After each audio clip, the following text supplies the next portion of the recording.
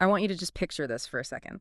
It's, say, a Tuesday morning. You've got your coffee, your headphones are on, and you are finally getting into that one hard The problem. zone. Exactly, you're in the zone. Maybe you're coding, maybe you're writing a big strategy doc. You are just suspended. And then, pss, Ugh. your phone lights up, or you get a Slack notification. And it's from your boss, and it just says, hey, got a minute. The four most destructive words in the modern workplace. It sounds so innocent, doesn't it? Got a minute.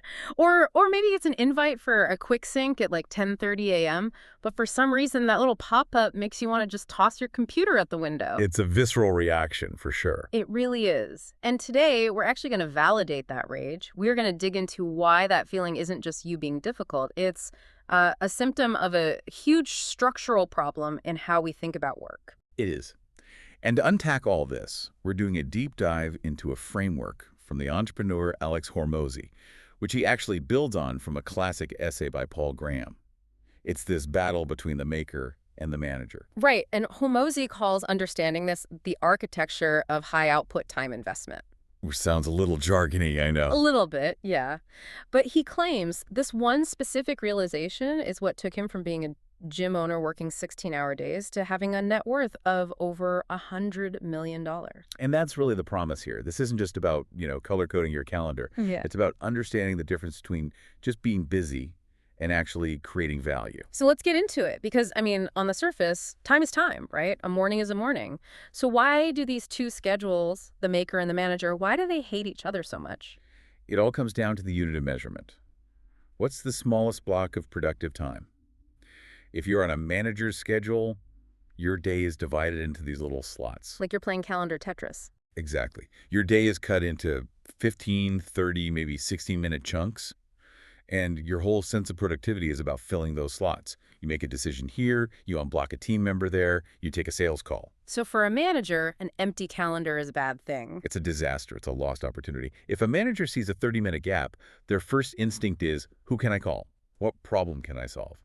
To them, white space on a calendar looks like waste. Okay, so that's the manager. Time is an inventory of slots. But then you've got the maker. And I think this is where a lot of people listening are going to feel seen. Who's a maker? The makers are the builders. Yeah. Coders, writers, designers, video editors, anyone who has to create something that didn't exist before. And for a maker, a 15-minute slot is... Well, it's useless. It's worse than useless. You can't write a single meaningful paragraph in 15 minutes. You can't even load a complex project into your brain in that time. Makers operate in large blocks. We're talking 4 hours, minimum. A half day, really. So that empty calendar that gives the manager anxiety for the maker, that is the goal. That's the holy grail. Yeah. When a maker sees a wide open Tuesday, they don't see waste. They see potential. They see, okay, I can finally solve this thing. And the conflict happens when these two worlds collide. When a manager tries to jam their slot into the maker's block. That's the grenade. Yeah. The manager thinks, let's grab 15 minutes at 10 a.m. To them, it's a tiny cost. But for the maker, that little meeting just torpedoes the entire morning. The whole morning. Gone. And Hormozy points to this really interesting bit of psychology to explain why. It's not about the 15 minutes you're on the call. It's about something called the Zeigarnik effect. The Zeigarnik effect. Okay, that's the thing about open loops, right? Exactly. Your brain is wired to remember unfinished tasks. It holds on to them. A meeting scheduled in the future is like the ultimate open loop. So walk me through it. The meeting's at 10. Right. So you get to your desk at 8. You want to start your deep work, but you can't. Your brain is subconsciously counting down to 10 o'clock. You're just waiting. You're doing little tasks, answering emails. So the 2 hours before the meeting are already shot. They're compromised. Then you have the meeting itself. And then after, you have what they call attention residue. You're still thinking about what was said. What do they mean by that? Oh, I have to remember to do that thing. By the time your brain settles down, it's noon. And it's time for lunch. Yep. So that quick 15-minute chat didn't cost 15 minutes. It cost 4 hours of your most valuable high-output time. That's just a staggering level of inefficiency. And Hormozy has this great analogy for the financial cost of this. The Chili's analogy. Oh, I love this one. It puts a real dollar amount on it. Okay, so imagine a manager takes their team of 10 people out to lunch at Chili's. The bill comes to, say, $400. Okay, $400 is a real expense. You'd have to get approval, file a report. It's a line item. Right. It feels like spending real money. But that same manager will book a 1-hour meeting with those same 10 people and not even think about it. Ah, I see where this is going. If those 10 people make an average of $50 an hour, which is pretty conservative for skilled creatives or engineers, that 1-hour meeting just costs the company $500 in salary. And nobody blinks. Not a soul. They just burned $500, and Right. they do it every week. Hormozi says managers are taking their teams to Chili's 10 times a day with useless meetings and then wondering why productivity is so low. It really reframes it, doesn't it? It's not free time. It's the most expensive asset in the company. It's the asset that actually builds the thing you sell. But this leads to a really tricky social problem, right? Because if I'm a maker and my boss sends me that 10 a.m. invite, how do I say no? That's the trap. Hormozi calls it the maker's no. And it's so hard because when a manager looks at a maker's calendar and sees empty space, they think, oh, they're free. They see white space, they think available. So when the maker says no, the manager doesn't think, oh, they're protecting their flow state. They think, oh, they're being difficult. They're too busy for me.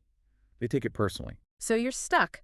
Either you say no and you risk looking like a bad team player, or you say yes and you kill your own output.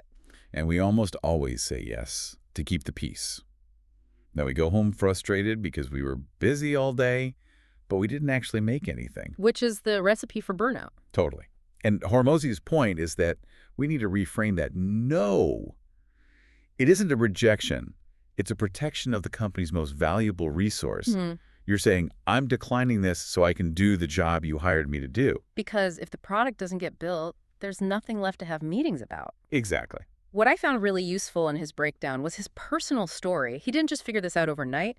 He went through like 3 versions of his own schedule, V1, V2, and V3. Yeah, and most of us are stuck in V1. That's the grind phase. This was him as a gym owner. During the day, 9 to 5, he had to be a manager. He was on the floor doing sales, training staff. Which left no time for maker work, writing ads, building systems, all that stuff. So he just worked a second job.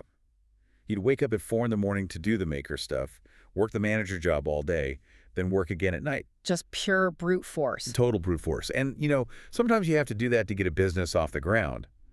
But it's not a long-term plan. No, you burn out. So that leads to V2, split day. This is when he got a little smarter. He realized he had to protect his time, so he split the day in half. And he has that back-to-front scheduling tip, which I thought was brilliant. It's so simple and so effective. Most of us plan our day forward. We put a meeting at 9, then one at 11. He says do the opposite. If your day ends at 5, schedule your last meeting for 4.3, then the one before that at 4. You stack all the meetings at the end of the day. You work backwards, and you compress them. All the manager works, the calls, the syncs, it all gets crammed into the afternoon. And by doing that, you've created this beautiful, untouched block of maker time in the morning. It's like building a firewall for your most productive hours. It is. And it has the added benefit of Parkinson's law. Because you only have the afternoon for meetings, you become way more efficient in them. Right. But even that wasn't enough for him eventually. He's now at V3, which is the full day split. This is the extreme version. Yeah. He doesn't just split his days, he splits his week. How does that even work? He has dedicated manager days and dedicated maker days. So for him, Tuesday is manager day. Every single meeting he has, all his one-on-ones, interviews, everything is stacked back to back to back on Tuesday. He says in the source material that those days are just brutal. He says he's completely fried by the end of it. But, and it's the whole point, it buys him his freedom for the rest of the week. Because he took all the interruptions on Tuesday, his Wednesday, Thursday, and Friday are completely clear. And that's when the $100 million work gets done. That's when he's writing, creating content, thinking big picture. It's batching on a whole other level. You're not batching tasks, you're batching mindsets. I love that. You wear the manager hat on Tuesday and the maker hat the rest of the time. It completely eliminates that context switching cost. That's the whole game. Okay, but let's get real. He's the CEO. He can do that. If I'm just a regular employee and I decide Wednesday is my no meetings day, I'm probably going to get a talking to. That's the key question. How do you do this when you're not the boss? And he offers advice for both sides. Let's start with the managers listening. I think the first step is just realizing you're doing this. It is. Stop projecting your own schedule onto your team. Just because a 15-minute check-in feels efficient to you doesn't mean it is for them. You have to realize that checking on the work is often the very thing that prevents the work from getting done. It's such a paradox. Hormozi's advice is simple. Just ask your team. Ask them, what would your perfect, most productive day look like? You might be surprised. They might tell you they'd love to stack all meetings on Monday. And his company actually does Quiet Wednesdays, right? They do. It's a company-wide policy. No internal meetings on Wednesdays. It gives everyone permission to disconnect and go deep without feeling guilty. Okay, now for the makers. What if your boss isn't that enlightened? Hormozy has a more aggressive tactic. He calls it fighting fire with fire. Okay, so let's say your manager books a meeting right in the middle of your afternoon maker block. You've lost. That block is now ruined for deep work. So don't even try to save it. Don't fight it. Lean into the chaos. If that block is already fragmented, use the rest of that time for all your other little interruptions. Answer all your emails. Make that phone call you've been putting off. Schedule your other meetings in that same ruined block. So you sacrifice one block to save the others. You contain the damage. You quarantine the interruptions. The other big one is just setting office hours. Yeah, this seems very practical. You just communicate to your team, hey, I'm always available for quick chats on Tuesdays and Thursdays from 2 to 4. Over time, people learn to respect that boundary. There is a big challenge here, though, especially with remote work, which is the trust issue.